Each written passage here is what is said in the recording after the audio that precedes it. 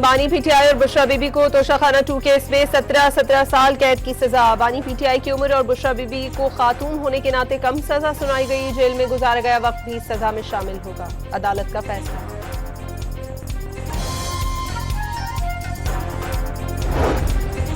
PTI रहनुमा शाह महमूद कुरैशी की अहलिया coat Lakhpat jail में कायम कमरा अदालत के बाहर गिर गई। पांव में मोच आने के बायस अस्पताल मुंतकिल।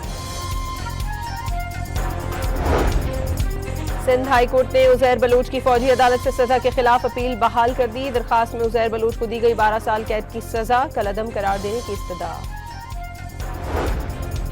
वजीर आजम शहबाज शरीफ ने छोटे और दरमियाने दर्जे के कारोबार के तरजीही फरोग पर जोर दे दिया। मुल्क की मौशी तरक्की के लिए बरामदात में इजाफा भी नागुज़ीर करार। खैबर पख्तूनख्वा हुकूमत का वफाक पर 4 खरब रुपए के वाजिबात का दावा। मुशीर खजाना खैबर पख्तूनख्वा मुजम्मिल असलम का सूबे के हिस्से कम अदायगियों का शिकवा।